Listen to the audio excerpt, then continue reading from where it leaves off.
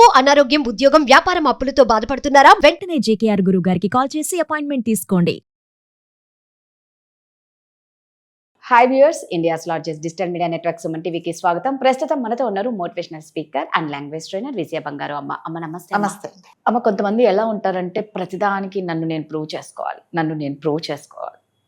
నిన్ను నువ్వు ప్రూవ్ చేసుకుంటూ పోతే లైఫ్ టైం అంతా నీకు దీనికే సరిపోతుంది. నువ్వు లైఫ్లో ఏం సాధిస్తావు అనేది ఒక పెద్ద క్వశ్చన్ అయితే ప్రతి ఒక్కరికి మనం సంజాయిషి చెప్పుకోవాల్సిన అవసరం కూడా లేదు అని నా ఫీలింగ్ అనమాట.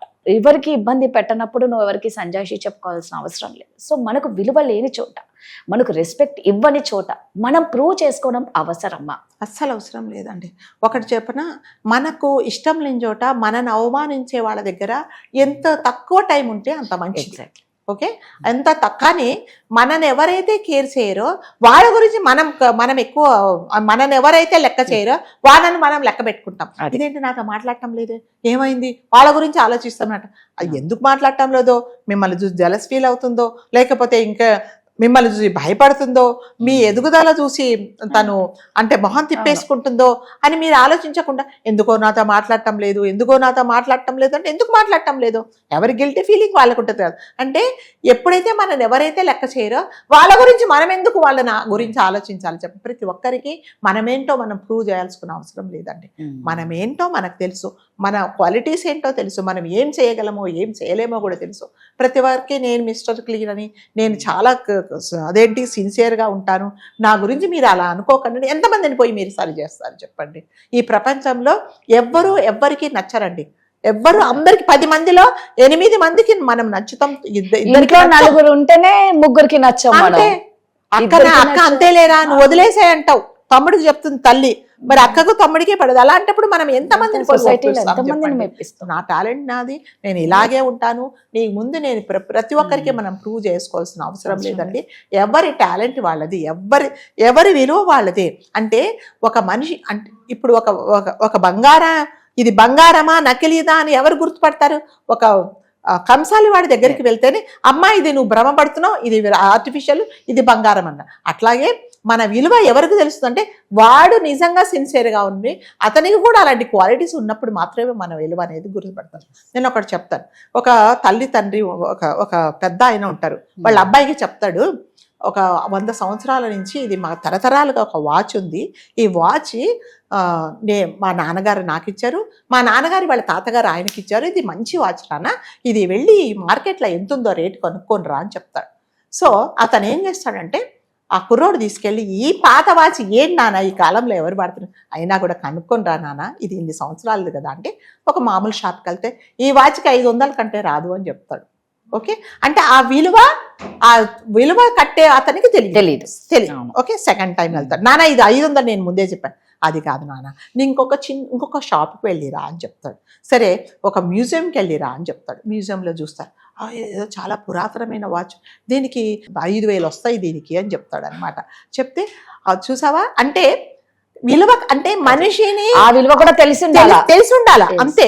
అది సరే వచ్చిన తర్వాత అదేంటి మరి 500కి 5,000 వచ్చింది, ఏమో మరి తెలియదు నాన్న, ఇంకొక పని చేయి, ఇంకొక చోటికి వెళ్ళి నువ్వు ఒకసారి మంచి ఎక్స్పర్ట్ దగ్గరికి, అంటే కొన్ని షాపులో యాంటిక్ పీసెస్ అమ్ముతారండి, పాత వస్తువులు అమ్ముతారు, అక్కడికి వెళ్తే అబ్బా ఇట్లాంటి వాచ్ అసలు ఎక్కడ దొరుకుతాయి, ఎక్కడ, దీనికి 5 లక్షల రూపాయలు వస్తుంది అని చెప్తాడు. అంటే అప్పుడు చెప్తాడు అనమాట, అదేంటి నాన్న 500 అంటే ఒక వస్తువు విలువ కానీ ఒక మనిషి విలువ కానీ ఆ విలువ కట్టే వాడిని బట్టి ఆ ప్లేస్ని బట్టి ఉంటుంది. ఇప్పుడు 500 నుంచి 5 లక్షలు ఎందుకు అయింది అంటే ఆ వస్తువు విలువ మీరు ఐడెంటిఫై చేయాలంటే మీకు ఆ క్వాలిటీస్ ఉండాలి. అతను చాలా ఎక్స్పర్ట్ కాబట్టి అక్కడికి వెళ్ళినప్పుడు యాంటిక్ పీసెస్ అతనికి తెలుసు, ఇవి మళ్ళీ దొరకవు మనకి. అంటే కొన్ని షాపులు ఉంటాయండి, అందులో ఏంటంటే పాత వాచ్లు, పాత ఇవేవో అమ్ముతూ ఉంటారనమాట, లైట్స్ అవన్నీ, అవి ఎక్కడా దొరకవు, అవి నిజంగానే కాస్ట్లీ, పిచ్చివాటుగా ఉంటాయి కానీ చాలా కాస్ట్లీ ఉంటాయి. అట్లాగే ఇతను ఏం చేశాడంటే 5 lakhs అనేటప్పటికీ ఆ వస్తువు విలువ ఎక్కడ పెరిగింది, అతను ఇది చేశాడు కాబట్టి దాన్ని అంటే ఆ వస్తువును ఎవరైతే ఐడెంటిఫై చేస్తాడో, ఆ మనిషి విలువను ఎవరైతే ఐడెంటిఫై చేస్తాడో వాడు మాత్రమే మీలో అనేది కనుక్కుంటాడు. ప్రతి ఒక్కరికి మనం వెళ్ళి ప్రూవ్ చేయాల్సిన అవసరం లేదు. కాబట్టి అలాంటి వాళ్ళ మధ్యలో మనని ఎవరైతే అవమానపరుస్తున్నారో మనకి వీళ్ళు విలువ ఇవ్వలేదు లేదంటే ఎంత తక్కువ వీలైతే అంత సమయం వాళ్ళ దగ్గర కలిపేసి మనం బయటికి తప్పనిసరి పరిస్థితులలో. అవును. అంతేగాని ప్రతి ఒక్కరికి వెళ్ళి నేను ఇది నేను ఇది, నేను ఇది నేను నేను ఇది ఇది అంటే ఏం చేసుకుంటే చెప్తావు? ఏమొస్తుంది? అంటే వాడు ఒకటి ఫిక్స్ అయిపోయాడు. మీరు ఎన్ని వండర్స్ చేసినా, మీరు ఎన్ని మంచి పనులు చేసినా వాడు ఏమనుకున్నాడంటే మిమ్మల్ని ఇన్సల్ట్ చేయాలనే వాడి మనసులో ఉన్నాడు. మిమ్మల్ని వాడు పొగడాడు. వాడు ముందెళ్ళి మనం ఎందుకు బాధపడి మన టైం ఎందుకు వేస్ట్ చేసుకోవాలో చెప్పండి. నా విలువ ఏంటో తెలుసు, నా టాలెంట్ ఏంటో తెలుసు, నేనేంటో నాకు తెలిసినప్పుడు ప్రతి ఒక్కరికి వెళ్ళి నేను నేను నేను అని చెప్పాల్సిన అవసరం లేదు. ఇప్పుడు నేను చెప్పిన మీకు వాచ్ సంగతి ఏంటంటే, ఆ వాచ్ గురించి దాని విలువ తెలిసిన వాడు మాత్రమే ప్రైస్ చెప్పగలిగాడు. 500లకు వాడికి తెలియదు కదా. ఇప్పుడు రాధగారి క్వాలిటీస్ ఏంటి, రాధగారి గురించి తెలిసిన వాళ్ళు మాత్రమే చెప్తారు. ఆమె నా ఏమో తెలియదండి నాకు అంటాడు, ఎందుకంటే తెలియదు, జీరో వాల్యూ అంటాడు. నాలాంటి దాన్ని అడిగితే నాకు తెలుసు ఏంటంటే ఆ అమ్మాయి ఒక జమ్మని నేను చెప్తాను, ఎందుకంటే నాకు తెలుసు. అంటే చెప్పే వాళ్ళని బట్టి కూడా ఉంటుందండి. అందుకని ఎప్పుడే కూడా మీరు ఎవరైనా సరే మనం ప్రతి ఒక్కరికి ప్రూవ్ చేసుకోవడం అవసరం లేదు. మన పనులేంటో మనమేంటో మనం చేసుకుంటూ వెళ్ళిపోవడమే. అంతేగాని ప్రతి ఒక్క దగ్గరికి వెళ్ళి నేను గొప్ప నన్ను పొగడం అంటే ఎవడు పొగడండి. నా పని ఏంటో నేను చేసుకుంటూ పోవాలి. కాబట్టి ఎవరైనా మనని అవమానించినా కూడా వాడికి ఒక ఇంటెన్షన్ ఉంటుందన్నమాట. అంటే కొంతమంది జలస్తో కూడా ఏం చేస్తారంటే వీళ్ళని ఎంతసేపు వచ్చి లాగుదామా, కాళ్ళు బట్టి లాగితే వీళ్ళు వెనక్కి వెళ్తే వీళ్ళకి అదొక సంతోషం అనమాట. అలాంటి వాళ్ళ మాటలు అస్సలు పట్టించుకోకూడదండి.